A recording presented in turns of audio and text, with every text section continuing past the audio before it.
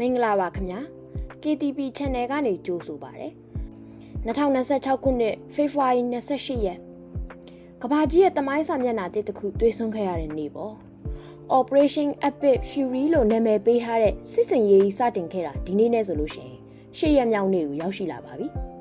တော်တော်များများထင်ကြတာကတော့ဒါဝေးကွာလာတဲ့အရှိအလဲပိုင်းကသတင်းတစ်ခုတက်ပဲပေါ့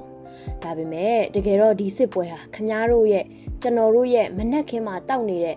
ကော်ဖီတစ်ခွက်စီးနေတဲ့ဆိုင်ကယ်ရဲ့စီစေးနောက်ဆုံးတစ်မိသားစုရဲ့ထမင်းဝိုင်းအထိရိုက်ခတ်လာမဲ့ကမ္ဘာစီးပွားရေးငလျင်ကြီးတစ်ခုဖြစ်လာပါတယ်။ဘာကြောင့်ရေနံစရိတ်တဟုန်ထိုးတိုးတက်နေတာလဲ။စစ်ပွဲကအဝေးကြီးမှာဖြစ်နေတာတော့မြန်မာနိုင်ငံအပေါ်ဘလို့ရိုက်ခတ်မှုတွေရှိလာမလဲ။ဒီနေ့ဗီဒီယိုမှာတော့အချက်အလက်တိတိကျကျနဲ့ခွဲခြမ်းစိတ်ဖြာတင်ဆက်ပေးသွားမှာမို့အဆုံးထိကြည့်ရှုပေးဖို့ဖိတ်ခေါ်ပါတယ်။ပုံပြင်လေးတစ်ပုတ်လို့ဥပမာပေးရရင်ကဘာကြီးဆိုတာစက်ယုံကြီးတစ်ခုဆိုပါစို့အဲ့ဒီစက်ယုံကြီးလဲပတ်ဖို့ရေပေးနေတဲ့ပင်မရေပိုက်ကြီးတစ်ခုရှိတယ်အဲ့ဒါကတော့ Hormuz ရေလက်ကြားပါပဲအခုအီရန်ကအဲ့ဒီရေပိုက်ကြီးကိုခောက်ပိတ်လိုက်ပါပြီစိတ်ဝင်စားဖို့ကောင်းတာကအီရန်ဟာတင်ဘောတွေကိုလိုက်ပစ်နေုံတင်မဟုတ်ပါဘူးသူတို့တုံးတဲ့နီးလန်းပို့ပြီးပါနှက်ပါတယ်အဲ့ဒါကတော့အာမခံစနစ်ကိုကစားလိုက်တာပါတင်ဘောအာမခံကုမ္ပဏီတွေကစစ်ဘေးအန္တရာယ်ကြောင့်အာမခံပေးတာရက်လိုက်တဲ့အခါဘယ်တင်ဘောမှဒီလမ်းကြောင်းကိုမဖြတ်ရဲတော့ဘူး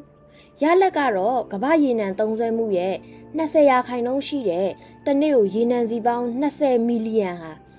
လမ်းမတင်တောင်တင်ကုန်ပါတယ်ရေပိုက်ကြီးပိတ်သွားတဲ့အတွက်စက်ယုံကြီးတစ်ခုလုံးရေပြတ်သွားတဲ့လိုမျိုးကမ္ဘာစီးပွားရေးဟာအသက်ရှူရက်မက်တက်ဖြစ်သွားရတာပါကိန်းကနန်းတွေကိုကြည့်ရအောင်ဗျာစင်မဖြစ်ခင်ကရေနံတစ်စီကို$69ပဲရှိခဲ့ရတဲ့အခု$90အထိခုန်တက်သွားပါပြီပညာရှင်တွေကတော့ဒီအတိုင်းဆက်သွားရင်တစ်စီကို150ရနေ$200အထိရောက်သွားနိုင်တယ်လို့သတိပေးနေကြပါတယ်ဒါတင်မဟုတ်သေးပါဘူးတဘာဝဓာတ်ငွေဈေးကလည်း48နာရီအတွင်း2ဆနီးပါးတက်သွားတယ်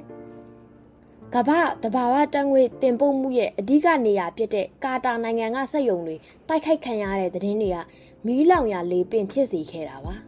ဒါဟာစီးပွားရေးအရာကျင်ကဘာကြီးတစ်ခုလုံးကိုအမှောင်ချလိုက်တယ်လို့ပါပဲကဲဒါဆိုမြန်မာနိုင်ငံကရောဘလို့ဖြစ်မလဲကျွန်တော်တို့နိုင်ငံစွမ်းအင်ကိုပြပကနေတင်သွင်းနေရတာပါအိမ်နီးချင်းထိုင်းမှာတော့ဒီဇယ်ဈေးကိုအစိုးရကအသေးအတန်ထိန်းနေရပြီမြန်မာပြည်မှာလည်းတည်ယူပို့ဆောင်ရေးဈေးတွေတက်လာမယ်အဲ့ဒီရန်တွေကုန်စည်နှုန်းတွေလိုက်တက်လာမဲ့တန်တရာကြီးစပါတော့မယ်တဘာဝဓာတ်ငွေတွေဈေးတက်ရင်လျှက်စစ်ထုတ်လုပ်မှုစရိတ်တက်မယ်အကျိုးဆက်ကတော့မီးပြတ်တောက်မှုတွေပိုဆိုးလာနိုင်တဲ့အန္တရာယ်ပါပဲစိတ်ဝင်စားမှုကောင်းတာကအာဆီယံထဲမှာမြန်မာနိုင်ငံဟာအီရန်စစ်ပွဲနဲ့ပတ်သက်ပြီးဘာတုံ့ပြန်ချက်မှမပေးတဲ့တခုတည်းသောနိုင်ငံဖြစ်နေပါတယ်ဒါပေမဲ့ကူဝိတ်မှာရှိတဲ့မြန်မာတန်ယုံကတော့နိုင်ငံသားတွေကိုအထူးသတိထားဖို့သတိပေးချက်ထုတ်ထားရတဲ့အထိအခြေအနေကစိုးရိမ်ရပါတယ်ဒီစစ်ပွဲမှာအငင်းပွားစရာအချက်တွေလည်းရှိပါတယ်သမ္မတထရန့်ကတော့စီဈေးတက်ရင်လည်းတက်ပတ်ဈေးဆိုတဲ့သဘောမျိုးပြနေပါတယ်ဒါဟာလူသားချင်းစာနာမှုထက်စစ်ရေးကိုဦးစားပေးတယ်လို့ဝေဖန်ခံနေရတာပါပြီးခဲ့တဲ့ရက်တွေကိုပြန်ကြည့်မယ်ဆိုရင်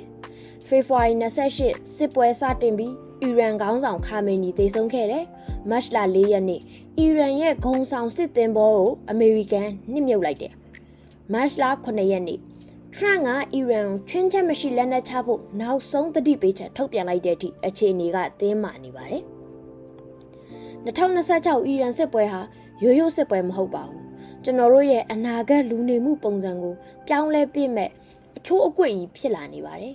ရေနံဈေးကနေတဆင့်ကမ္ဘာစီးပွားရေးဟာအရင်လိုဘယ်တော့မှပြန်ဖြစ်လာမှာမဟုတ်တော့ပါဘူးအထူးသဖြင့်မြန်မာနိုင်ငံသားတွေအတွက်တော့စွမ်းအင်လုံခြုံရေးဟာအရေးကြီးဆုံးအကြီးမားဆုံးစိန်ခေါ်မှုဖြစ်လာပါလိမ့်မယ်အခုလိုကမ္ဘာသတင်းအချက်အလက်တွေကိုအသေးစိတ်ခွဲခြမ်းစိတ်ဖြာတင်ဆက်ပေးတာတွေကိုသိလို့ရဲဆိုလို့ရှိရင်ကျွန်တော်ရဲ့ကိုသိန်းပိုက် channel ကို subscribe လုပ်တာဖို့မမေ့ပါနဲ့အောင်နော်အားလုံးပဲဘေးကင်းကြပါကြပါစေနောက်ဗီဒီယိုမှာပြန်တွေ့ကြပါမယ်ခင်ဗျ